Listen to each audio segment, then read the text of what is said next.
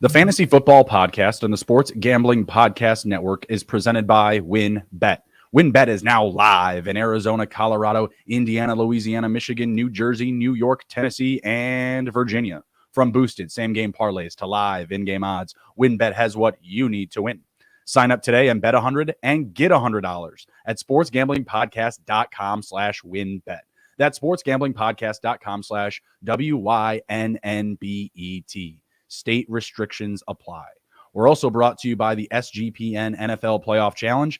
$500 in cash and prizes are up for grabs exclusively on the SGPN app.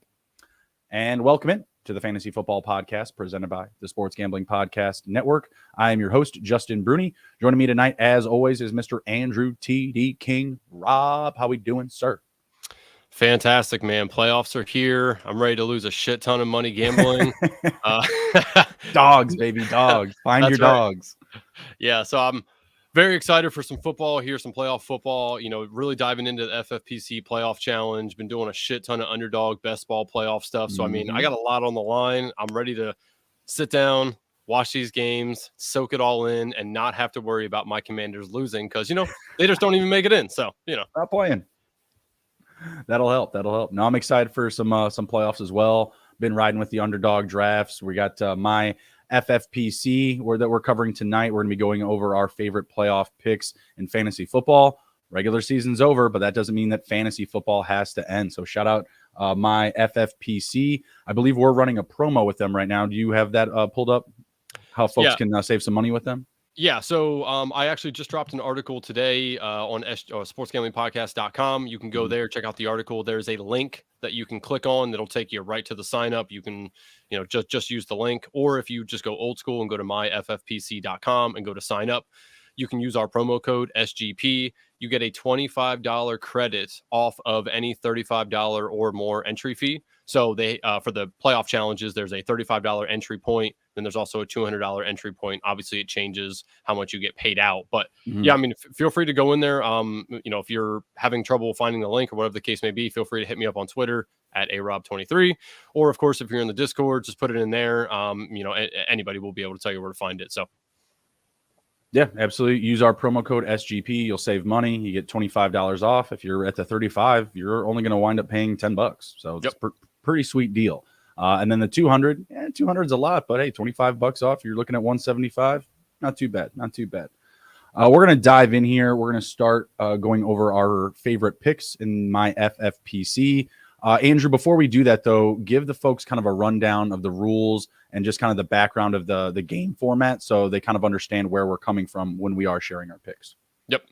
Yeah, there's a lot that goes, it's funny. This is a super simple contest to do, but there's a lot of thinking, strategy, how you want to play each team, so there's a lot to think about. But essentially the overview is you're playing 12 different players. So there's two teams immediately that you're going to fade. You're going to pick no players from. You can only pick one player from each team. So, for example, if you take Josh Allen, can't take Steph Diggs, no Singletary, no Knox, just Josh Allen, nobody else from the Bills. And the way that this contest works is each round, obviously there's going to be teams that lose. So you get the points from your player. So like, let's say you took DK Metcalf, right? And the Seahawks lose. DK Metcalf got 10 points. You get those 10 points. Now he obviously no longer gets you any more points because that Seahawks have lost, and so next week, whoever's still in, those people get you points. The scoring structure is pretty close to regular fantasy. 4 point for passing touchdowns, 6 point for rushing, receiving touchdowns. The cool thing about FFPC, though, is they always hold a premium on tight ends. It is 1.5 points per reception for tight ends. So you do get a little bit of a boost for that. And then whatever two players you have left that are in the Super Bowl, they get double the points for the Super Bowl. So if Kelsey's in the Super Bowl and you have Kelsey, every catch he gets is immediately 3 points because he gets 1.5 times 2 plus the yardage. So it is nice to have a tight end to make it to the Super Bowl. Obviously, a lot of people are going to be on Kelsey, and we'll get into that a little bit about how much leverage you're going to have on the field, depending on players, depending on who you pick. So again, a lot of game theory strategy that goes into this. You can galaxy brain the shit out of your lineups. I mean, last night I was just sitting here like making these lineups, and I'm like, okay, if I go this way, I know I can get this guy in, this guy out. Right. I can fade this team. It's so simple of a contest, but man, there's so much that really goes into it. So we'll kind of talk about each little thing as we go through the teams here. Yeah, absolutely. And yeah, I was having the same issue. I kept adding a player and like, wait a minute, is he going to make that run? Is he going to be there at the end? You know what I mean? And then I'm tinkering like, wait a minute, do I, a lot of these teams, it's like, which receiver do I want? Like, do I, go top heavy with like an AJ Brown or a Devontae Smith, right? Because like those guys you would feel like, could make a run, or just the Eagles in general. And I'm just sitting there going back and forth, like, because now, other than just compiling my lineup, I have to say if I'm going to go chalk or contrarian, and that's been it's been pretty difficult for me so far. So I'm excited to get talking here. Let's start with the quarterback position. I'm going to throw out my first pick. I got Josh Allen. I really like the extra upside that I get with the rushing touchdowns. Like you had mentioned, you have 4-point passing touchdowns here. So getting a rushing quarterback, I feel like is a really good idea. I like the Jalen Hurts approach. I like Josh Allen. Josh Allen's playing this weekend though. Jalen Hurts isn't. So obviously he's got a really good matchup this first week up against Miami. I think he's going to start off with a bang. Miami's a terrible matchup for quarterbacks, so I feel like he's going to be coming out of the gate, and he's one of these high-volume quarterbacks that are going to have a lot of touches, whether it's passing attempts, whether it's direct run attempts. I feel like he'll be heavily involved, and I don't know about you, but, I mean, Bills feel kind of not like a team of destiny, but it feels like it could be their year. Team of destiny is kind of an overplayed verbiage. Yeah, and it's funny, you hit on the one thing that people end up talking about is what position are you okay with having on the Eagles and the Chiefs? Because obviously you're taking a big fat 0 week 1. Right. Not the worst case, obviously, because we really do think that both of those teams will win their first matchup. But, I mean, again, like at the quarterback position, that's probably one of your positions that's going to score a little bit more points. So taking a 0 at that week 1 is going to hurt you in the long term because, again, it's not a week-by-week case here. It's the entirety of the contest. So your score is just being added on every week. It's not going to reset week 2. So you got to kind of remember that going forward. With that said, I took a quarterback that's playing week 1 as well, and I took Joe Burr. I just the more I thought about the Bengals, and again, I do have some lineups with Chase, with Higgins and stuff, but the more I thought about him, the more I just kept making a case for Burrow to be the guy that you want on the Bengals. T. Higgins and Chase are pretty close in targets, in ADOT, in fantasy points. Like they're just very similar. So really, I know there's no salary cap to this, but when you think about it, like either one of those guys could kind of go off and the other one could be left in the dust a little bit. Same thing with Mixon, right? Mixon could have a really nice game. I mean, hell, he could have 3 or 4 touchdowns, but what are the odds of that happening? It's probably lower than Chase. And, so I just made myself a case for Burrow the more and more I thought about it. So I wanted to bring this lineup onto here because of that, because again, you got to think about each team, who you think could be the person who scores the most points. If they get knocked out week 1, you also want to try to have the person who scored the most points on that team, because, then that kind of gives you leverage over the field. Like if, again, like if you take the Bengals and they lose week 1 for whatever reason, and you took Joe Burrow and he is the only one who, he has 3 passing touchdowns and each one of the other guys only have 1 touchdown, then obviously he's scored the most. So again, it's there's so many different ways to think about this contest. So easy, but so much critical thinking. Well, I love the Joe Burrow pick. He was one of the guys I was high on coming into this year. What's your team name, by the way? My team name? Yeah. You had to set a team name up when you did. I don't think it would have been the first thing. You probably just put Justin Bruni, like not even looking at it. That's probably SGPN JB. Oh, okay. See this one. I like to cater them to what I want to do. So this one I named it Ice Burrow. Oh, okay. Little play on words there. I like it. Last year I did a Brady one. I did Many Men Wish Death Upon Me because that's the video that him and Gronk did. So right. I like that straight swag. No, Burrow's a great pick. I mean, I like the Bengals to run back to the Super Bowl. Obviously, probably gonna have to go through Chiefs, Bills, one or the other. What are your thoughts on Mahomes here? I mean, he's the top QB this season in fantasy. What are your thoughts on going with that approach? Obviously holding him out of the first week. But what do you think you could get out of that if you did move forward with him? Because I feel like he's going to be really popular in this format still. on the show that I did last night with Kramer and Sean talking about this, that is who I had as my quarterback is Mahomes. Okay. Because again, like if they make a big run, it's probably just on the back of Mahomes, right? Like I know McKinnon's like having a really good game, and that's kind of a way to get contrarian. You know, he's had a bunch of weeks in a row now, but still, Mahomes is still getting those touchdowns as well. What are the odds that McKinnon gets 3 or 4 touchdowns in a game? Unlikely. Really, the only guy I see on that team that could potentially do that besides Mahomes is Kelsey. But I mean, I assume Kelsey to Mahomes is at least 2-1 on the field. So, I mean, I just think there's going to be double the amount of people who have Kelsey as opposed to Mahomes in this thing. So again, you kind of want to have leverage at different positions as well, you know, based off of how much you think projected ownership is going to be. Right. And that's fair. And that's fair. So ranking them seems like we have Burrow and Allen higher than Mahomes and Hurts. Is that just strictly because of the lack of week 1 action? Yeah, I would say in totality, yeah. I still think Mahomes could outscore both of them, even missing a week. Because again, like you know, the ability, what Andy Reid I think is going to want to do in the playoffs is really showcase that Mahomes is the man. Like he is the best quarterback, no matter what anybody else says. They have the skill position players to back it up as well. So I do think he could still catch them in points, especially if he makes it to the Super Bowl. Remember, that's double points. So you know, there's a case for that. But yeah, I mean, but Burrow and Allen are definitely ahead of, you know, leaps and bounds ahead of everybody else as far as points are concerned. I hear you there. Anything else to touch on the quarterbacks before we move on? No, again, you know, you just really want to just think about the team, think about what their game theory is going to look like, what their scripts might look like. You know, I kind of went and looked at, you know, round 1, who do I think is going to win? Who would they play round 2? Take it from there. Who do I think is going to win between that matchup? So, I mean, I kind of laid it out for myself and looked at it and was like, okay, if this team makes it this far, this player is probably going to score their most points. If I got close on 2, I kind of went contrarian just to be a little bit, you know, less or more contrarian on the field, you know, based off the leverage and projected ownerships. You can find projected ownership out there as well, by the way. But yeah, so I mean, as far as quarterbacks concerned, I think we pretty much touched on it all, but just think about the game theory and game scripts. All right. First running back I have up is Christian McCaffrey. Been on a roll, and you have him in your lineup as well. So let's run through the 49ers and their opportunities here. I'm expecting them to take care of business versus Seattle. Seattle is an underdog. Are we going to get our face smashed in by Geno Smith? I mean, is there any danger here that we should be concerned about? Because I mean, it's the NFL playoffs, man. Anything can happen. Well, I think that there's a very slim chance that the Seahawks beat the Niners, but that doesn't necessarily make me want to fade the Seahawks as one of my 2 fade teams, especially for this lineup, and I'll explain why later on. But you know, I do think Seattle can surprise some people this week. I think I do still think they're going to lose, but I think that they could have a good game. You know, they have some positional players that play a lot of the snaps, and I just obviously I think they're going to be behind.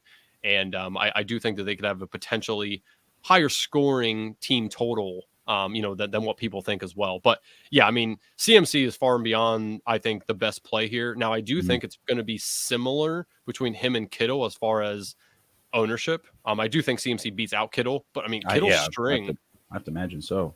Yeah, but I mean, if you think about it, since Purdy came in, Kittle's like been like researched, right? Like yeah, but I think that also is due to the Deebo Samuel injury, not so much Christian McCaffrey. Like, I think the biggest hindrance to Christian McCaffrey right now is honestly a healthy Elijah Mitchell, because they're using him like I was dreaming they would use him, you know, before he got hurt in week 1.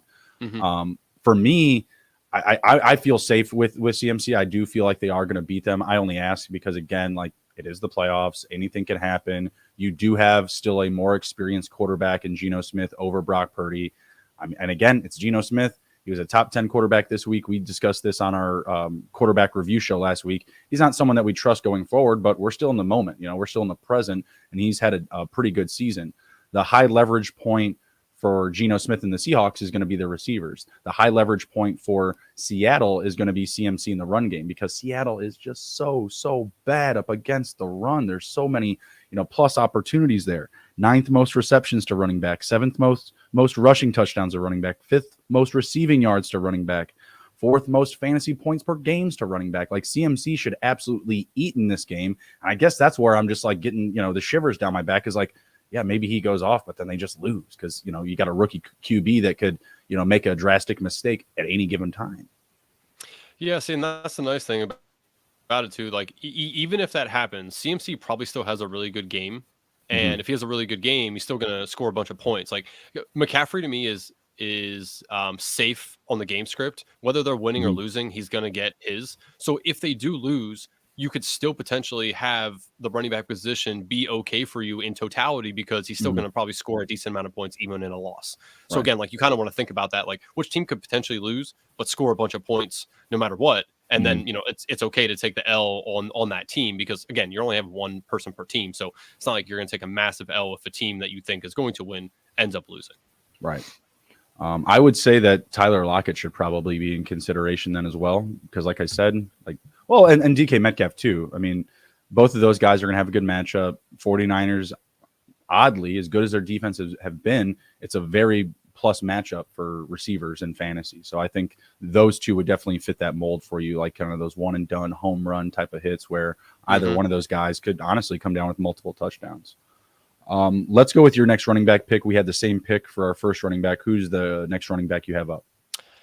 I got Ken Walker.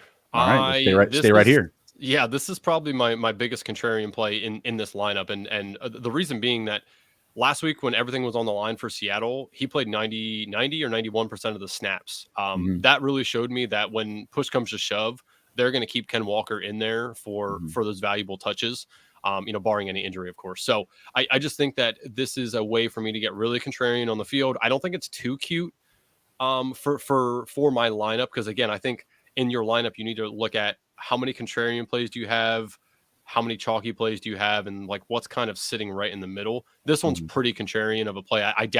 I think his ownership's going to be less than 2% in the whole contest. I mean, people are going to either fade the Seahawks completely or take DK, one of those guys. So for me, Ken Walker is a guy that could lose. Obviously, I think the Seahawks will lose, but I think he could have a pretty decent game as well. I mean, I think he could catch 5-6 balls, possibly a touchdown. If he does any of that and they still lose, I'll still feel okay with having him in my lineup and taking that L. Well, the thing is, we're going to have losers in our lineups regardless. Yep. Everybody is. So that's just what you have to keep in mind. Like, you're not trying to build the perfect lineup that's going to have, every player being able to advance every round. You just want to pick the high volume, high opportunity players. And I like that pick. My second pick, I feel like is kind of a mirror of that. He doesn't have a great matchup this first week in the playoffs, but he is playing this first week of the playoffs, and that's Joe Mixon. He's going up against the Ravens here. And and you kind of touched on like the T. Higgins and Jamar Chase. If I'm betting between those two and Joe Mixon, who's going to score the most touchdowns in the playoffs, I'm probably going to lean with Mixon just because of the high amount of touches, the red zone availability, and really, he's a pretty big focal point for them in the playoffs last year when they made their big run. He was getting a lot of touches, and specifically, he had over 5 targets in each game except for, I believe, the Kansas City game. That was, that was a grinded out type of game. I know Jamar Chase was pretty included in that one down the stretch of the game, but that was the only one where he didn't have over 5 targets. So I'm expecting him to be involved in the passing game this week. It's not a great matchup up against Baltimore, but he did score a touchdown against them last week in week 18. That was nice to see, but he really wasn't that efficient. But I don't think that they needed him to be. Obviously, they knew that they were going to the playoffs. They just didn't know, the final position that they were going to be in. So I like him out of the sense of I'm just getting high volume and high amount of touches. Obviously, I have a guy in, Josh Allen that could, potentially go to the Super Bowl and score a lot of points. If Mixon can get to the AFC Championship, I still feel like I'm rolling there. Like I'm getting back a good amount of availability to touches and available potential points for the matchups, that could wind up happening per each team winning. So it's not one that I love based on like the numbers because he's just completely fallen off a shelf since like that 55 fantasy point game. Who are they playing that week? Do you remember? Oh my God. I don't remember. I can tell you like in a second. Give me, I have it like right here. I actually like the mix of play in Carolina. Oh my God. Yeah, that makes sense. I actually like the mix and play. I will have Mixon in some lineups as well because I think it's a very good player to get contrarian at because everyone's going to be on Chase and Diggs. I'm Yep. sorry, Chase and Higgins. Higgs, Yeah, so I think that it's a very good, again, like that's a player to me that's like an all-star at being contrarian because he's a very good player. You don't really you're not dipping that much in production from like Chase and Higgins to him. right. Still Yeah. heavily involved, very good team, good running back on a great team. So yeah, I actually like the mix and call. That's somebody I will have in some of my lineups. All right, let's move over to receiver. You can go ahead with your first wide receiver pick. Yeah, first one here is Chris Godwin. Again, same one as me. So we got the same one again. Yeah, I like Godwin more than Evans. Again, like I talked about this yesterday because I have Godwin. I already have Godwin in like 4 out of my 5 lineups. Okay. I think that if the Bucks make a run, even if it's a 2-game run, I think he's the one that's going to see the most targets. He's been the most reliable receiver throughout the whole year for Brady. Mhm. Evans has only obviously just come on now with this last game, so I think that might hold a little bias to people too. Is like, oh, he just took 3 touchdowns. Like, yeah, let's go with Evans. So I think it's probably not going to be as chalky as people think to have Godwin, but I do think that he'll be the most owned of all the Bucks. I did want to potentially get contrarian with Leonard Fournette. Just can't pull the trigger on him. I really just think that Godwin has the most potential to see the most volume in this offense, especially if they go on a little bit of a run here. So, yeah, plus a little bias. Shout out Penn State. Love Chris Godwin. I'm all about it. He has been Tom's favorite target. The volume is always there. Like, they're going to pass a lot. And in my opinion, if Tampa is going to make a run, it's going to be on the back of Tom Brady throwing the ball 45 plus times. I could very well see, if say they play 2 games, 3 games, he has over 10 targets in each one of them. That's just where I'm going. And Mike Evans, yeah, he popped off in week 18. I'm not buying that. I'm not buying that to repeat. He's been a shell of himself this season. Still had a respectable year in terms of just like receivers, but in fantasy he was incredibly disappointing, and he doesn't have that high trust level. He was getting decent volume as well, even prior to the Carolina game. Just wasn't doing anything with it. Just wasn't very efficient and making his touches very meaningful. And he's not a guy that is just like hungry for production. He's hungry to win. He's hungry to do his role, to perform to his best role and be either a decoy or open up the field for other weapons and options. Evans is a dog. He just wants to win the game. He's not caring about our fantasy team. Is Brady one of those quarterbacks that you could potentially put in one of these lineups, or is that too cute? I think that's too cute because I feel like they're still risky to go to the Super Bowl, and I want one of these guys. I mean, it's tough for me to not lay off Allen with him playing in each week potentially if they can make a run to the Super Bowl. I think it's very agreeable to your pick with Joe Burrow, just the same. We saw them do it last year. Obviously, people weren't betting on them to do it this year. They will be this year. I can guarantee you that. But when I picked the Bengals to win their first matchup up against the Raiders, that was kind of an easy one, right? But from that game, from what I had saw, I bet them the rest of the way through the playoffs. Obviously, I didn't win in the Super Bowl, but I still cashed a few tickets prior. So I don't think Tom's a good pick. I feel like maybe they get out of the first game. I think they do beat Dallas actually, but if they go into Philadelphia, I don't know, man. That defense has been really good. Their offense has so many weapons. It's tough for me to buy that. Would I be surprised if it happened? No, it's Tom Brady. I know, that's why I want to do a Brady lineup. I'm just like, just do one. Man, just do one. Yeah. I mean, it's getting too cute, but this is fantasy football. Fantasy's supposed to be fun. If Tom brought you a ton of success and made you some money, that would be fun. It's Tom Brady. Come on. That's very true. All right. Our next pick, I'll just shift over to my first receiver pick other than Godwin, was A.J. Brown. Obviously not playing in the first week, but he's Jalen Hurts' favorite target, and the Eagles are going to be favored to come out of the NFC to represent their conference in the Super Bowl. I think that's just kind of keeping it simple there. I'm not getting the high quarterback usage because he's obviously going to be out week 1, and I feel like swapping Hurts for a receiver is more adequate. And I'm not interested in Miles Sanders. Like that was kind of the toss up between me. I was like, do I go Sanders or do I go AJ Brown? But if you're just sitting there asking yourself, you're just like in the back of your head, it's AJ Brown's answer. You know what I mean? Like, just look at the body of work of both of them across the season. AJ Brown has been far less bustable, far less goose eggable, if you will. So I have a lot of trust in him. I think a lot of drafters should. The only downside is just you're missing out in this first week. Yeah, I co-sign. I also have AJ Brown in here. I'm probably going to have a lineup for every single positional player, including Miles Sanders in one lineup. I do think so. I'm buying into the narrative a little bit that Jalen Hurts is probably a little bit more hurt in his arm than he's letting on to be. And if that's the case, they're going to try to run the ball a little bit more than they probably need to in the playoffs. So I think that it's an okay play. I do agree with you, though. A.J. Brown, Devontae Smith are probably the top two guys that you want to take from this team outside of Hurts. Dallas Goedert, though, is very, very interesting to me. Again, with the tight end premium scoring of 1.5 points, if he has even a remotely decent game, if they make it to the Super Bowl and you have him and he makes 6 catches, that's 6 times 3. That's 18 points straight out of the gate. Without yardage, without touchdowns. You're telling me to take Kelsey and Goddard. Listen, yes, I do think that is very viable. Now, based off of all the trends, you don't want to really go more than 3 tight ends. They say 2 is probably optimal. Yeah, I was gonna say, I think that's getting a little dangerous. Yeah. 3 to me is probably the borderline that you really want to go to. 1 or 2 is probably where where you really want to go. And I probably should have hit this at the top of the thing. Based on all the trends, you definitely want to have more wide receivers than running backs in your lineup. Now, again, I'm a component of trends are trends until they aren't. So I don't mind bucking it a little bit. But if you're only going to do 1 lineup or 2, I'd probably stick to the data and kind of do what that suggests. But if you're doing 10, 15 lineups, whatever the case may be, then, I think some of them are okay to kind of buck the trend a little bit. Oh, I definitely bucked the trend in mine. I got 2 receivers and that's it. And Kelsey. Oh, shit. Kelsey's in there too. I'm chasing the high volume. I'm chasing the touches, and the ground game is the safe path, especially in the playoffs, when you're just trying to get yards, move the chains, possess the ball, just run the clock. I think those are very valuable assets to any team in the playoff. And that's why you'll see, we'll go down my list here.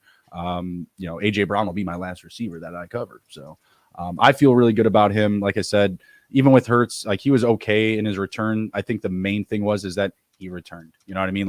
We're not expecting Minshew in that first game. So, and he gets this extra week of rest.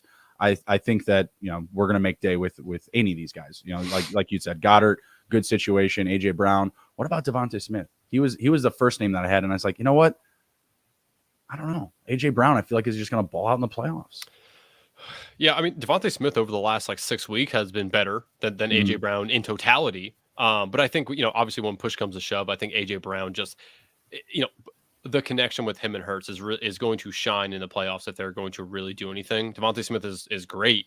I just think that A.J. Brown will probably have a little bit more of an edge in the playoffs. I just think more concentration of targets. It's going to be obviously pinnacle moment for both teams, whoever winds up advancing to the Eagles. But I feel like they're going to, really try to attack him, especially early in the game. Get him really easy touches, not have to force Hurts to, push the ball down the field right away. And Devonta Smith is kind of more of that screamer down the sidelines. He's going to open things up. He's going to be that deep threat. And I'm hoping that A.J. Brown will clean up underneath. Your second receiver. Not ready for flex yet. I did have a second receiver. I already said Godwin, and then I just agreed with you with A.J. Brown. So I did actually give out 2 so far. Oh, but you have I'm saying the next guy on your list. Okay, next guy. Okay, yeah. It's Steph Diggs. If it's not Josh... Yeah, if it's not Josh Allen, it's Steph Diggs. Now I do think there is a small case for Dawson Knox again with the tight end premium. Dawson Knox could have a decent playoffs. If that happens, then you're in a good spot. But I think the top 2 easily for this team are Allen and Diggs. So if you're not going Allen, if you're not going Allen, Diggs is the next safest thing. Personally. Now, with that said, obviously we've seen Diggs have a terrible fantasy championship run. So it does scare me a little bit that. The Bills are one of those teams that they don't need to hyper focus on Diggs to win. Josh Allen is good enough to do it on his own with other guys and run the ball. And so obviously that's why Allen is probably the number 1 overall suggested pick for this format. So, again, but I'm not leaving the Bills off of my lineup. I'm not fading them whatsoever. I'm not putting them on my defense, no kicker, none of that. It's going to be a positional player. And since I didn't go Allen, I went Diggs. And again, Diggs is going to be pretty chalky as well. I think those 2 picks are going to be extremely chalky, but of course it is what it is. Again, it's really hard to build a very good case for Knox, for Singletary. I want to stay away from running backs in general because I think James Cook and Singletary are a lot closer in skills than people think they are. What about Gabe Davis? 4 touchdowns last year. Yeah, F that noise. Nah, it ain't happening again. And if that happens again, I'll just eat my words. It's so hard to buy. I agree with you. He hasn't done enough, up to this point to, give us that trust level. But at the same time, what did he do last year before he had 4 touchdowns in a game? You know what I mean? Like it could happen. It could happen. I won't have him in any of my lineups. That's for sure. I like the Diggs option. If you're not going with Allen, Diggs is definitely the next guy up that you'd want to focus in on. I think Singletary could be in that mix as well. A lot of experience there, been with them for a while. We saw him kind of resurge last year in the playoffs. So I think that could be a decent one, but clearly Allen and Diggs are going to be the top guys there. And I really feel like it's a difficult argument to even go on top of Diggs or go his direction, I should say, because of what you had mentioned. Allen just distributes the ball. He moves it around to everybody, and he's going to keep some too. I would put him at least 2 to 3 rushing touchdowns in this playoffs. Yeah, very possible. All right, next up, we'll go with my first flex. What's up? Do you want to hit up Jake's question there? I saw Jake put that question in the chat. I don't have CD in my lineup, so I don't mind talking about him. Do you have him in yours?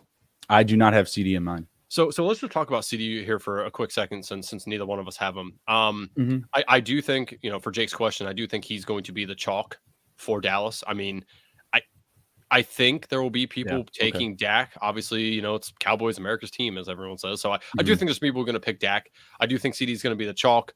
I think the other two that are probably be decently owned, and again, this is one of those teams where I think it's going to be pretty evenly distributed, but CD is going to be the cream, the cream for Dallas, essentially. I do think Dalton Schultz and Tony Pollard will be the other guys that are in the mix. I really think I don't think there's going to be too many people who take Zeke, to be honest. I think it's going to really be Tony Pollard, CD, Schultz, and Dak. So yeah, I do think so, Jake. Honestly, if I'm picking Dallas in my lineup, that's probably the guy I'll end up just taking. Maybe Schultz. That's a interesting thing, because Schultz gets enough work in the Cowboys offense. But yeah, so CD is definitely going to be the chalk though, for sure. I took Pollard. I can just kind of bump onto him as my first flex. He was my second flex, but we can just kind of move on to him. Good little segue here. When this team has had success, he's been like the focal point of the offense. Like when they were really good and they were on their good run to start the season, he was the guy that was breaking things open for them. And I feel like the best way to attack this Tampa D is to pass to your running back. It's kind of been a narrative for them the past couple of seasons. I will say, though, Tampa has improved to be a top 10 team for fewest passes allowed to the running back position this season. So they have kind of cleaned it up a bit. But between their pass rush and what they can do up the middle, I don't think it provides a ton of upside for Zeke in week 1. Now, obviously, that's just week 1 of the playoffs. They could move on. If they move on, I believe they take on the Eagles, and we've seen both Zeke and Pollard have success against them this season. So I think that obviously I don't like Zeke in that first one, but I think he could be okay in that second matchup. Obviously from there's a lot more question marks. You don't know who's going to, come through on the other side, but at the same time, I still feel like Pollard is the best play. I would prefer Pollard over Lamb, because I feel like he will get the highest concentration from the defense. Go ahead and beat us with Michael Gallup. Go ahead and beat us with Noah Brown. And yeah, you're going to throw to your running back, whatever. But I feel like he's going to be the guy to, remove from the equation, because if you can do that, you're really limiting what Dak can do as far as, operating the offense and from a fantasy perspective, right? So that's a big reason why I didn't like Dak, was because, America's team, they got a shot. They could make their run. No, I'm not buying it. Been just way too inconsistent. And that's just been the narrative of their team for this year, last season. You never know what team is going to come out with the Dallas Cowboys. Is it going to be a defensive stopping group where, the offense doesn't have to do a lot, or is it going to be a game where the offense just blows up and has to score a lot of points? You don't know which team you're going to get. And so I feel a little bit more shaky, but I feel like I can at least get at least one big game out of Tony Pollard and potentially 2. Yep. I would put a hard stop on them at the Eagles. Yeah, definitely. I do agree with your sentiment though about Tony Pollard. I think he's probably, the second best guy to get on this team behind CD, and I do think that there's a path for him to earn even more work than he did in the regular season. Cause I feel like in the regular season, they were like snap counting him and keeping him fresh. It's the playoffs now. He didn't play at all against Tampa Bay in week 1. Like he barely touched the ball. Yeah. So, I think they've been saving him up for the playoffs, and this is a time to unleash your best running back, Dallas. Get Zeke off the damn field. I don't know what they're doing. But again, that's kind of why I like Schultz, because if CD gets concentrated on and they're mixing in Zeke and Pollard, I do think that Schultz has a very good chance to catch 5-6 balls a game. I mean, if that happens and they make a little bit of a run, you're going to get a fuck ton of points from Dalton Schultz. So I mean, just it's one of the reasons why I like this contest too, is that the tight ends hold a premium on it, even though the trends don't show that you should take that many. Right. Well, your next two picks are very similar to two. Exactly. Your two are similar to mine. We both have Travis Etienne and Austin Eckler. Let's start with Etienne. What are your thoughts on him? So yes, so Etienne, I just figured, the Chargers have a very soft run defense, so he has potential to score a lot of points. So even if they lose, he still has a path to scoring the most points for the Jaguars. If they do win, which I do think is possible, then they move on, which will probably play the Chiefs. Chiefs also a pretty decent matchup for Etienne. Yep. So the path for him is pretty easy as far as how you get to maximum points. I think Christian Kirk's an okay play for them as well. I would really stay away from Trevor, unless you're really thinking that they're going to make it to like the AFC Conference Championship, which I doubt. I don't think that do it again.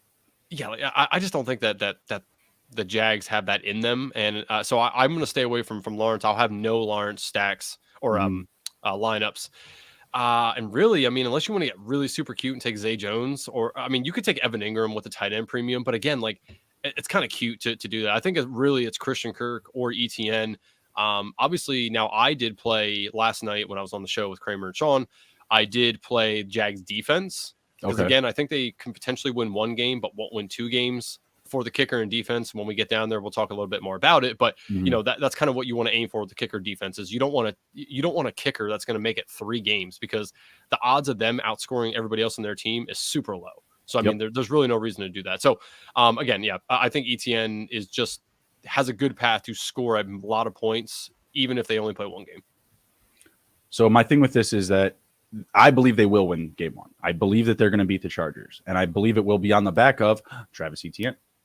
I have Eckler in this same one. You mentioned the same game pick here because I believe that Eckler will be just the high leverage point. Yeah, we've seen they're the same. Exactly. Yep. Exactly. So if one advances, no matter what, you're getting one of them to advance. But I believe that Etienne and Jacksonville, they're going to win this week. I don't believe they will beat Kansas City, and that's why I don't have the quarterback in. That's why I don't have any of the receivers in, because I feel like of those 2 games, Etienne will be the high leverage point no matter what. We've seen the Chargers struggle at times. I mean, Jacksonville's playing a home game in the playoffs. When was the last time you can say that happened? You know what I mean? And Trevor Lawrence, he's looked really good, but I just don't think this is a Super Bowl team. I think it's a team that will win game 1 up against the Chargers. I think that they will compete up against Kansas City. Don't know the spread yet, but I would bet Jacksonville is going to keep that one close. Their offense, they've been moving the ball down the field. If you look at Lawrence's fantasy points across his last 4 or 5 starts, he's looked really good. So they've been moving the ball, but the matchup against the Chargers, it's just too damn juicy, man. What is it? 5th most fantasy points allowed to running backs per game. 2nd most rushing yards allowed to running backs per game. 8th most rushing touchdowns allowed. There's a ton of upside here. And Eckler on the opposite, he's the number 1 running back this season. So either way, you're getting an elite running back. Maybe we don't put Etienne into that folder just yet, but elite option, elite volume, we'll say. And I like that. I mean, I was sitting there going back and forth. I was just like, these guys are playing each other. I'm already burning myself. But the more I thought about it and broke it down, I was like, well, I'm getting points regardless. Like you had said, no matter what, I'm getting somebody that I know will advance. It's not like I'm picking a Seattle and a Giants player and, a Dallas player if they don't advance, you know what I mean? And then you're out 3 teams in the first round. You're cornering yourself there and you're putting someone ahead. So I'm good with it. I don't know if you have anything else to add on Eckler. I mean, he's a stud. He's a stud. Exactly. It's hard to get off of him. On that team. Again, I think Keenan Allen's a fine play. That's a good way to get a little leverage on the field, because I do think Eckler's going to be very chalky. But Eckler's just going to score the most points. He's going to touch the ball the most. He has the highest upside of anybody on that team. And if they win, he's still in the next game going to have the highest upside of anybody on the team. So, I mean, it's really hard to get off of him. I think I will have a lineup where I don't take Eckler, but almost all my other lineups are going to include Eckler. I mean, he's so hard to get off of. Do you think that Herbert could be this year's Burrow in the playoffs? I was thinking that when the playoffs, like, like the end of Sunday, right? And then as I'm starting to break everything down and I'm getting my picks ready, like who I'm going to go with, I'm like, I just don't see it. No, I mean, could it happen? Yeah, I don't think there's a 0% Dan Jones could go to the chance. Super Bowl. Anything can happen. Yeah, I think there's a higher chance for them to do so, but I don't like the coaching, and I'm really skeptical of the defense. Like last year, the Bengals defense was just awesome. My man. Like it's just, I think that's the biggest thing is coaching in the defense. So I think that really holds them back. So no, like honestly, if I had one more lineup to do and I had to take something between like Trevor Lawrence and Herbert, I think I'd rather just take Trevor Lawrence and run with that, because Doug P's already done it with an oddity of quarterback situation and stuff. So he has a really good, I mean, I like Trevor Lawrence a lot. So Trevor Lawrence was the first overall pick. Nick Foles is an oddity. Exactly. That's a little different. So he's already done that. So like, I think I'd rather take the option of Lawrence and have Eckler as opposed to Herbert and having ETN. Fair enough. Let's see who I left out because we had the same two. Next up in the flex, we're looking at Dalvin Cook. It wasn't so great up against the Giants a couple of weeks ago. Pretty middle of the road. But this is one where, honestly, it's a complete coin flip to me. I could see the Giants winning. I could see Minnesota winning just because Minnesota's pass defense is so bad. I think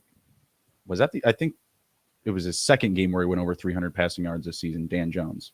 It was in week 17 up against them.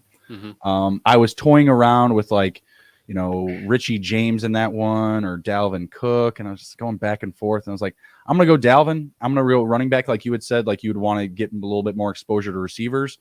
I want to get more exposure to touches. And I feel like he hasn't taken on that same type of workload in the regular season that we've seen. And now he's actually in the postseason. I feel like he could be someone that they lean on outside of Justin Jefferson. Obviously, I think Justin Jefferson will be the top pick from the team here. But if you go with Dalvin Cook, I feel like you're getting, safer and more meaningful touches because Jefferson's got to blow it open to make his day. You know what I mean? And Kirk Cousins, if he can't do it in prime time, how do we expect him to do it in the playoffs? You know what I mean? This isn't Sunday 1 p.m. type of football here. Yeah, and the other thing is too that Jefferson's going to be super chalky, way chalky. So I think it's very good to get off of Justin Jefferson because I believe the Giants can and will beat the Vikings. I think there's potential for other skill position players on that team to outscore Justin Jefferson, such as Dalvin Cook, such as Hawkinson. So there's different ways to get contrarian here. And this is a team I don't mind getting contrarian on. I do think Justin Jefferson's a fine play, but I think he's going to be so chalky that this is it's a good pivot move to take somebody else on this Vikings team. Anyone else? I mean, I know you're not going to say Adam Thielen. No, hell. Oh, Hawkinson. Yeah. I had said Hawkinson because he's okay. Yeah, we'll get to Hawkinson in a little bit. I was just thinking off the top of my head. I was like, wait a minute, there's got to be somebody else there. Yeah, and I'm not playing Kirk either. I don't think they make a run, so it's Jefferson or Hawkinson, and that's it. Oh, I'm sorry, and Cook on this team. That's it. Nobody else. Let's see. Well, let's just talk up Hawkinson because we both have Kelsey, and we'll make him the tight end conversation. Okay. I see how you have it set up. You have Hawkinson as your tight end, and you have Kelsey as a flex. Yeah. So obviously I have Hawkinson. Again, as I just said, I want to be a little contrarian with the Vikings. I do think Hawkinson has the potential to score the most points due to the tight end premium scoring here. I mean, he's just been very good for the Vikings. He's been their number 2 target hog since he came to the team back in, whatever week that was, 8-9.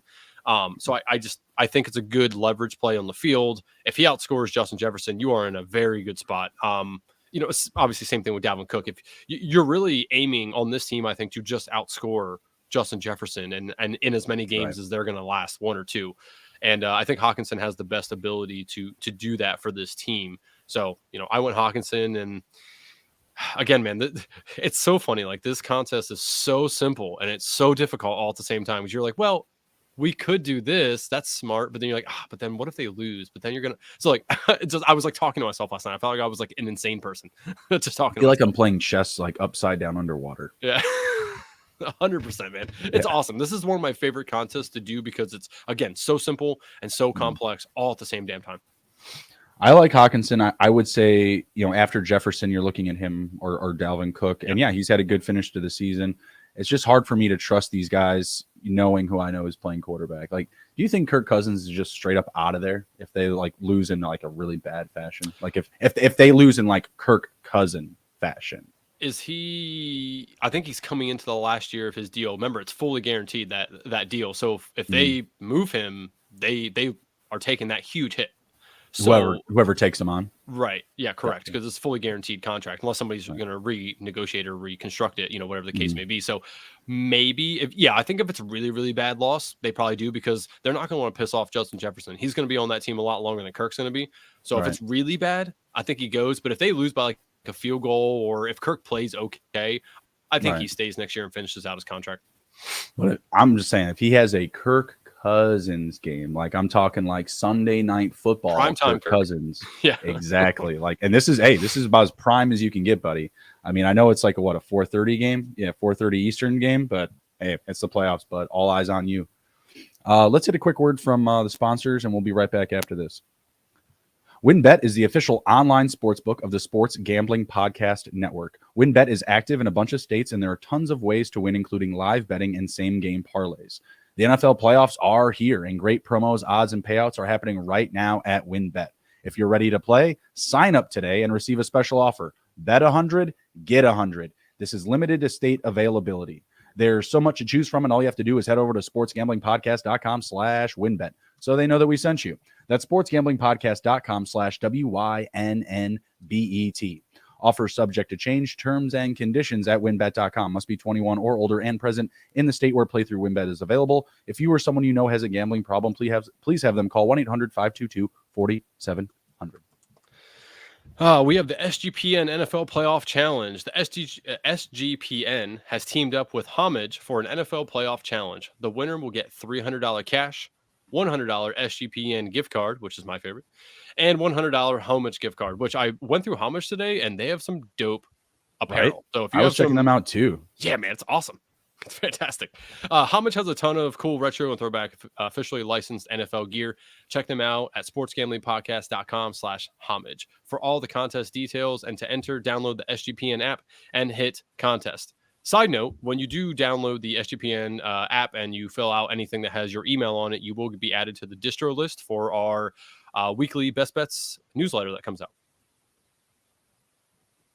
I'll have to do that. What's up with SGPN TV? When are we going to be on TV? Oh man, it is live. I watch sometimes, like when it's just on Sean and Kramer stuff right now. Right. So I think they're testing it and all that, but like I'll watch some of their stuff straight on there, and it's like the same thing as YouTube, but it's cool because it has the SGPN like logo everywhere, and so it is. I have it on my Apple TV. I've got the app on there. I've only watched it a couple of times because I'm always on my phone doing it. Like, I'm coming home from work and I got my phone on me, and I'm just like, all right, I'm going to sit down and hey, there's Sean and Ryan. Let's go. Let's get it. Yeah. Let's get after the mothership and show our love. So, all right, we got a couple of left here. Travis Kelce, this is a home run here. You had already hit it on the head. 1.5 points per reception, 3 points per reception in the Super Bowl. I think you and I both like the odds of the Chiefs still making it, even with my Allen in the lineup, even with your Burrow in the lineup. Kelce, he's just going to be that guy for them. He's always the go-to receiver to move the sticks. And we haven't seen Juju Smith-Schuster in the playoffs. I'm not really sure what to expect from him. Same thing with MVS. Like, I don't know if these guys are going to, explode or buckle or break. You know what I mean? Like, those don't feel like trustable options.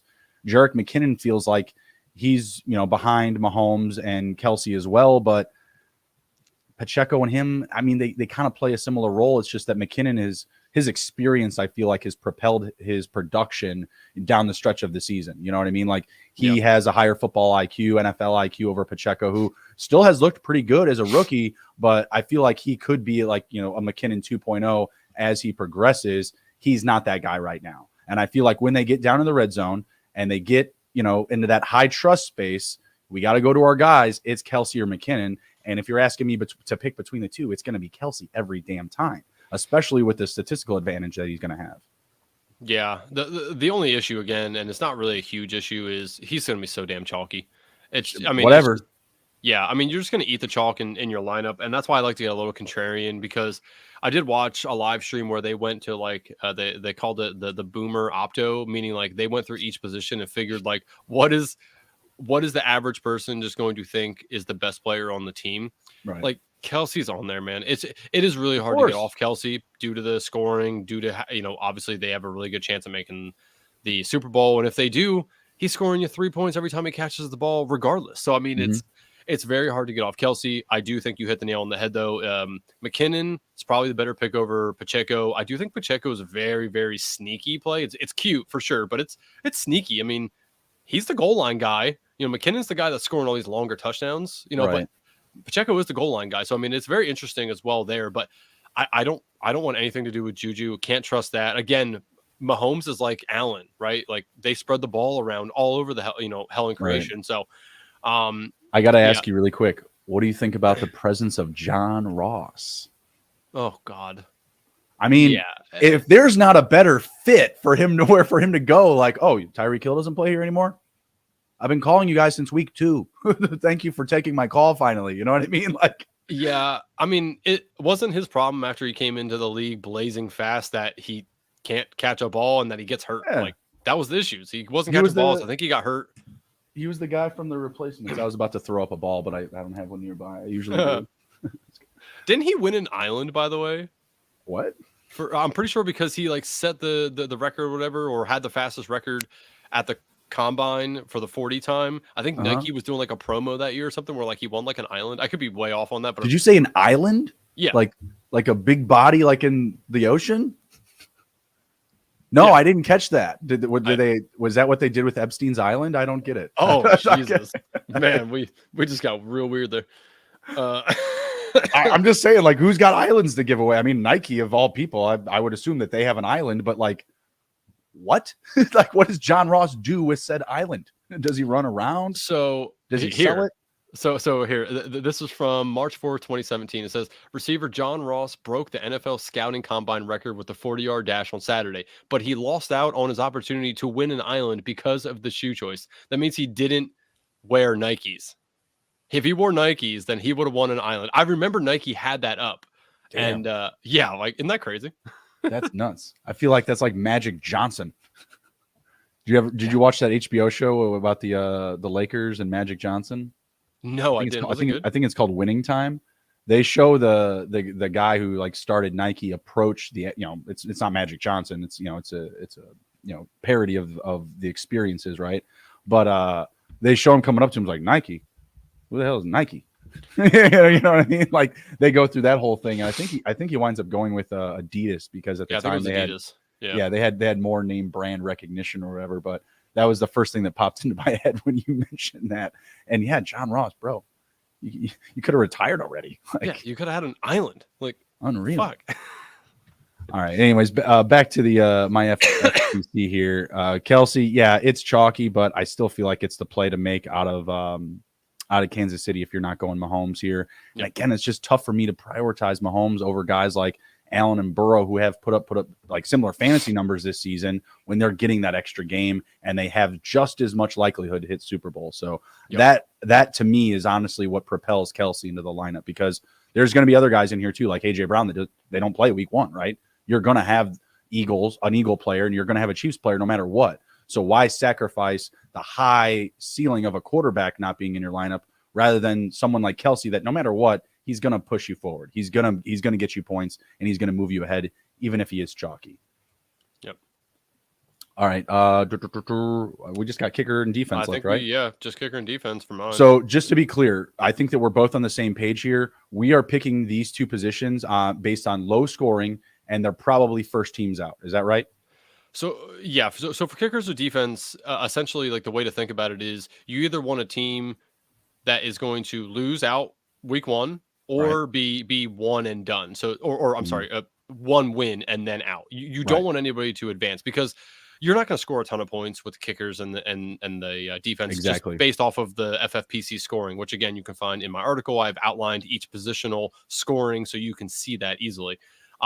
But yeah, I mean, you don't want teams that are going to advance a ton through. This is also a good way to fade some of the chalk. Like again, I'll just start off here. My kicker is Brett Maher, the Dallas kicker. I'm fading Dallas. I think that they will lose week 1. So, I mean, again, I think a lot of people are going to take CD. It's a good way for me to get contrarian while also, and even if they do win 1 game, I don't think they win 2. So I'm okay. Agreed. Even if he wins 1 game, he could still score a decent amount of points. So I went Brett Maher, but yeah, you don't again, please. And I did put this in the article. Don't be the guy that's like, you know what? I'm gonna take the Bills defense, man. This is gonna be great. No one's gonna take them. Like, yeah, there's a reason nobody takes that because they're never gonna outscore Josh Allen unless they have 2 kickoff returns, for touchdowns every week, which again, not happening. Not happening. Naeem Hines, tip of the cap. Yeah, man, that's awesome. Yo, how bone chilling was that? Like first play of the game after the whole DeMar thing, and like, it was pretty. It was awesome. It was pretty cool. Other than the fact that I think I had Devin Singletary for the first touchdown, but that's okay. Okay. Wrong running back. Yeah, talk about a quick doesn't return kicks. I have Justin Tucker based on the same game theory. Essentially, I don't trust the Ravens to advance. He's the best kicker there is in football, best kicker there is in fantasy, at least the most accurate. And the way I'm expecting that game to go, honestly, I could see him kicking 3 or 4 field goals, hopefully from deep. I don't expect him to advance. I don't believe he is. I think he's out. He's going to miss his 6th straight game. Is he? Has he been rolled out? I saw Tua was rolled out for sure. I didn't see anything about Jackson yet. I just let me pull it up, see what I can get. But I thought he was it says questionable on him right now. No Lamar at Wednesday's practice. No, that's not while good. Backup Huntley was going through the motions and warm-ups. Anthony Brown saw the most reps. I'm just seeing if there's any update on the notes. No, I thought I saw somewhere though that he was out because I saw 6 straight. That's what's sticking out of my head, and that's not Tua. That wasn't a Tua headline. So I think they're expecting to be without him. And even if he does come back, like, what do you think that you're going to get out of Lamar after he misses 6 weeks? You know what I mean? Like, and don't get me wrong, like I'm not on the Ravens, but I was kind of getting into it with some folks in the SGPN chat on YouTube, or I don't know if it was earlier or yesterday, but man, Harbaugh can coach. Like, this team is in the playoffs. They haven't had their franchise player in 6 weeks. I think that speaks volumes to what they can do. Do I believe that they can go over the top of the Bengals? No, not even in the slightest. They don't have the same offense. They don't have the same, court level of play at quarterback, running back, receiver. Like, they outmatch them at every level. Now, if they get down to a dirty, gritty football game, yeah, maybe Baltimore could come up with some crazy upset, but I'm not expecting that. So give me Justin Tucker all the way. Like I said, I think he can hit 3 or 4 field goals in a game where they score anywhere from, 12 to 16 points. Like, I don't see them scoring over that, Would you take the Ravens over 15.5?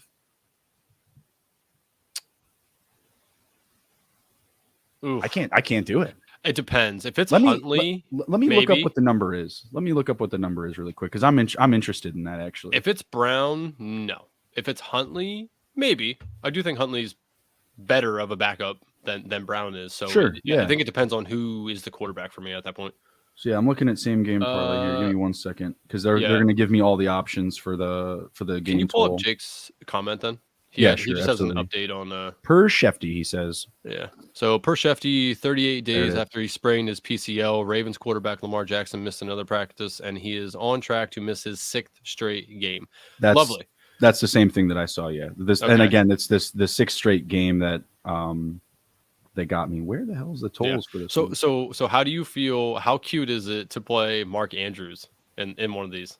Do not do that. No, I did it on last night's show, and man, you should have saw Sean and Kramer. They're both just like looking like, yeah, I mean, the hell's your problem, man? They're like, I could see why you wanted to do that. And again, like I did that in the intent of I thought Jackson had a better shot at playing.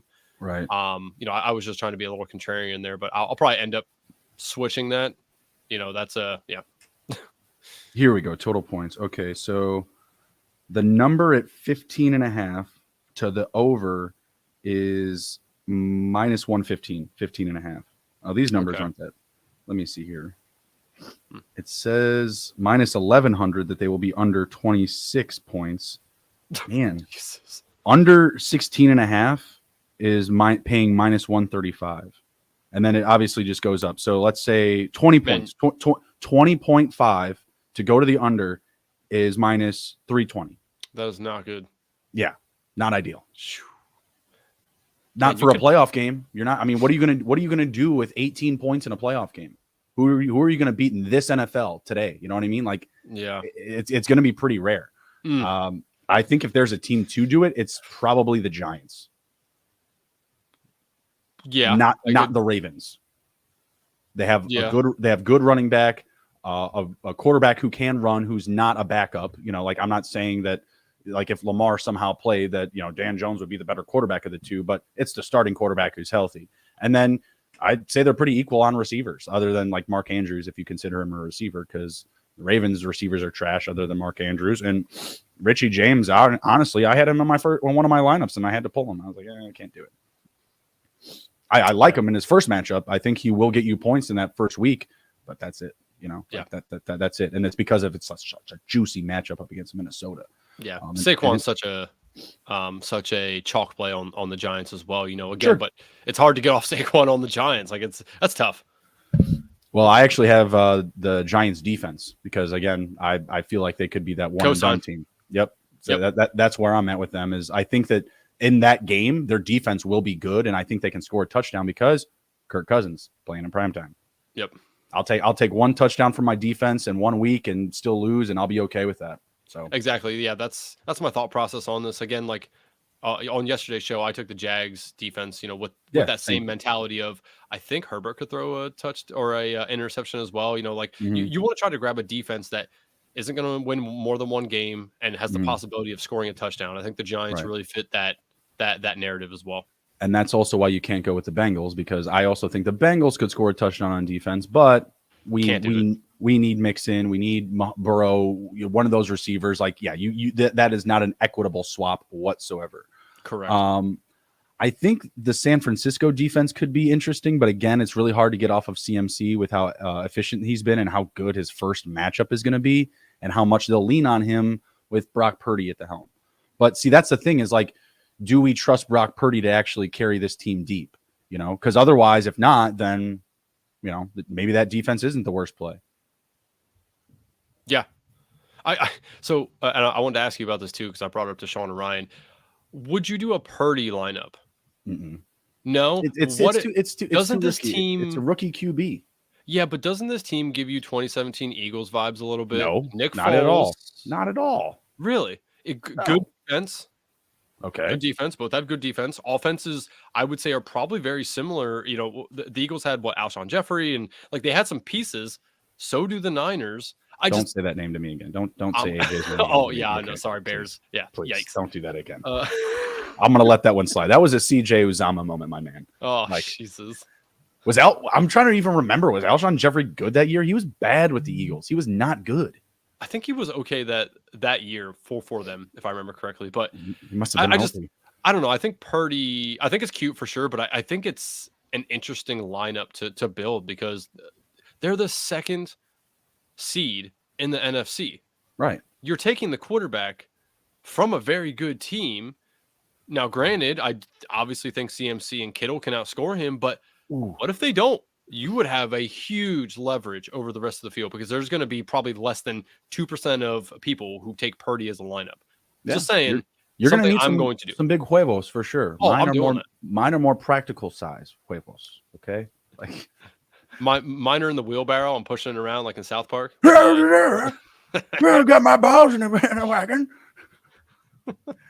I feel you. No. You'll be walking away from the bank with some cash on the. I'll tell you what, wagon for sure. If Purdy, if they're making a nice run and Purdy is performing very well, just know I will be very excited about that lineup that I will. Hey, I don't hate it. You like I said, you're gonna need some big balls to do it, but I just feel like if that team is the team that we think is gonna make a run, it's gonna be on the back of CMC.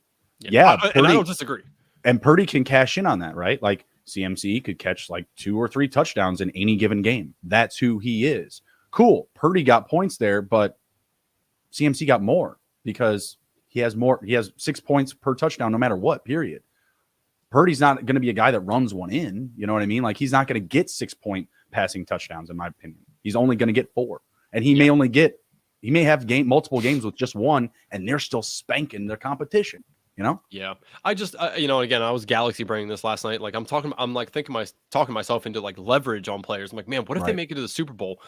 Pretty much, I'm going to say at least 75% of people are going to have CMC, right? Like I would have leverage, so much leverage over. Sorry, I almost forgot. What if Jimmy comes back? They were talking about him coming back for the playoffs. I'm not saying that would happen, but they didn't put him on the IR for a reason. You know what I mean? They've made him available. What if they get to the AFC Championship game and they pull NFC Championship game and they pull a freaking Rex Grossman? They throw him in instead of Kyle Orton. You know what I mean? Like that happened to him, and look what happened to the Bears. Win a Super Bowl. Yeah, I don't know, man. It'd be tough because like who's going to want to really go off of Purdy on that coaching staff now because they just keep winning. Like he's not bad. He's not performing bad. I agree. So, no, he was dude. I trusted him over Dan Jones in the fantasy championship, and look what that did. That wasn't good. No, that's true. That's true. Yeah, it's just something I'm thinking about. I of course, like the way you want to work your teams, and I again explain this in the article, is start from the end and work your way back. So start at the Super Bowl, work your way back. So again, like I'm trying to think of every different. Again, I love this contest. So simple. Billions of ways to go. It's fantastic, man. It really gets my like juices going in my head. I'm like, shit, if I did that, yeah, man, I could. It's amazing. Like we should have 4 or 5 people set up on one of these and just start just talking through everything and just make a lineup together. That'd be a lot of fun. Yeah, maybe we can do that next week for the divisional round once we get there. Oh yeah, that's true. Yeah, because everything's going to start over next week, so we can just do it again and have everybody or whoever come on. And we might want to clarify that a little bit. This contest, as soon as you enter, starting from this week, is the entirety of the contest. But next week, a new contest comes out after the wild card, and then correct. Want to make sure we're getting it right. Yep. All right, cool. You got anything to share before we head out for tonight? Just as a reminder, again, go to sportsgamblingpodcast.com, click on the fantasy tab. Actually, hold on, let's see here if I do it. So go to fantasy, and then the tab after that is called fantasy football. It's right on the main page currently, the FFPC playoff challenge overview and strategy. Go take a look at it, please. I did put some nice work into it, did some research. I didn't go, it's a very low level. I didn't want to go too high of a level because it could become a novel with how many different ways you can go here. But it breaks down each position, the scoring, the overview, the positional strategy. I ranked my top 14 at each position outside of kicker and defense, obviously, because that's pretty easy to narrow down. But go check it out. Feel free to give me feedback on it if you guys want to. But it'll definitely help, especially if you're new at doing this. It'll definitely help you just be able to think about how you should be structuring and rebuilding your lineup here. Awesome. And give us your best pick, your lock for this weekend. Oh boy. I know you hate Dallas. I know you want to say Tampa Bay. I really do. It does scare me though. Like I feel I can see it in your eyes. I'm putting way too much faith in Tom Brady. But that's a good one. Hold on, let me just pull it open real quick because I've been doing so much with this article. I didn't get a chance to really narrow it down here. Let me just pull these open and see what we got here. Mine is also the 4-5 matchup, but I'm going with Jacksonville. So you're taking Jags. Was that +2 right now? +2.5? I was actually just trying to pull it up because I wanted to see what I was getting. On the app I'm using currently, it's +2. I have like every single app downloaded those, so there's that. I still have a few to take advantage of on the bonuses here in Maryland. So yeah, that's the nice thing when it becomes legal in your state, then you're just like, oh, well, I can use this book for a while, use all their free bets and free stuff that they're going to give away, and then move on to the next one. So yeah, Jags at +115 all day. Home dogs in the playoffs, please, thank you. I know, and that's what the Bucs I don't like to use the expression free money, but come on. Yeah. Man. I'll take the Bengals.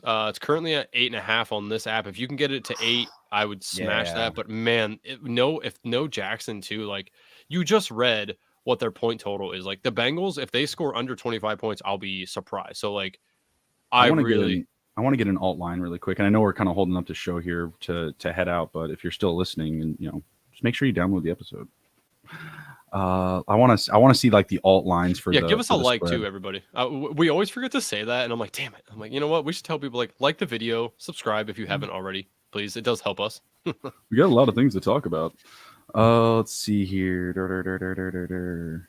Ooh. Minus 13.5 plus 165. That's not bad. No, that's definitely doable, especially in this matchup. I don't know if I would go farther north than that. Minus 14.5, meaning you got to win by 15, is plus 205. Yeah, well, you're already on the cusps with 8.5. You're already on the cusp of like where you should and should not be on the betting lines due to the total. There's like a thing of I forget what the certain total points spread wise is, that once the point total is below like 42.5, you don't want to go over this because they're suckering you in. Because again, like this has to be kind of like a blowout for that to both hit. So it's. Well, yeah. If they had put this up to 10, I mean, typically that would be the smash under. But the under, I still also think is kind of low. Yeah, a little bit. I could see the Bengals easily scoring 28 in this game. Easily. That's 12 points. That's 12 points out of the Ravens, which I think they're perfectly capable to do. Give me those 4 kicks from Tuck, please. Thank you. Yeah, a fun thing to do in the I love the playoffs for anytime touchdown bets. So I'll have one from each game parlayed together. So that'll be six players to score a touchdown. If you want to get really fun with it, I've been doing this with I fully trust. I fully co-sign this. Anyone can come at me in any form, shape, or fashion. Travis Etienne scores a touchdown this week. I did this against Houston. It's the same type of juicy matchup on the ground, right? You go compare the numbers between the two. He's going to be the high leverage point. So if I'm putting something together, he's going to be my anytime TD scorer. I'm going to have probably attack the lowest amount of points I can get to the over for the Jags. I'll probably go ahead and target a low number on Lawrence's yardage. I'll probably take an under on the highest yardage I can get from Herbert. And then I'm trying to think of something else in here. Maybe the total. Maybe that game I go to the under because, again, I'm not going to trust the Chargers in this one. I feel like we're going to get more of a grinded out type of game. It's not going to be a shootout. So another pick like that, a lot of minus 500 picks, that anytime touchdown, and then something with with the spread or the total or something like that. And I've been getting really good numbers, like plus 205 for 5 or 6 really easy picks, and then there's just that that one in there that you kind of have to guess on. But I don't think ETN scoring a touchdown is a guess. It's at minus 130 for him to score an anytime. Yeah, so obviously they think that that's going to happen as well. So, and again, if you want to, especially with the FFPC playoff challenge, go and look at the games right now and see who they think are going to score touchdowns. See, which teams are going to score a lot of points. It's a good and easier way, I should say, to take a look at it and be like, all right, Vegas thinks this. It's probably pretty accurate. Maybe I lean this player in the FFPC. So again, you can go into gambling and just also take a look at it and help you build your lineup. I love gambling. Sounds good. Oh God, I love it so much. I don't know if I've told you this before specifically, but I was using offshores before it became legal in Maryland. It was like I was betting from prison. It was like I was slipping a note to the guard and he was running down to the bookie, in visitation and placing my bets for me. The amount of options that I have for parlays, same game parlays, there were so many picks, and I'll call them out. BetOnline.ag, you punks. Yeah, I was making money off of them, sure. But I had to go to the frickin' not 7-Eleven, but CVS to cash my money. They're charging me just as much to make a withdrawal as I'm depositing. The minimum deposit's 50. Oh, by the way, on this withdrawal, we're taking 45. I'm like, the fuck? Are you kidding me? No.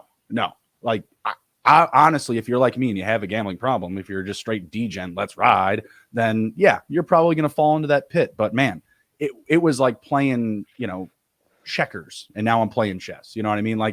It was so crazy. All the things that I was limited from doing now that the floodgates are open and you have all these different options and just bonuses too. Whatever sports book you go to, there's always going to be rewards and benefits. Oh, hey, here's a free bet for this. Bet $5 on a same game and get another $5 free bet.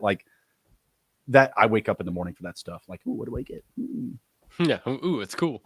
I'm still waiting on WinBet to come to good old Pennsylvania right here. Right. Well, I'm still waiting on them to get to Maryland. Let's go, WinBet. I mean, we stand up for you every damn day. We're brought to you by WinBet, for crying out loud. So hopefully they get their act together and start getting active in a bunch more states. Hell yeah. I want to give them money. I can drive down to Virginia. I want the perks. I want all the insider perks. That's what I want. Yeah, right.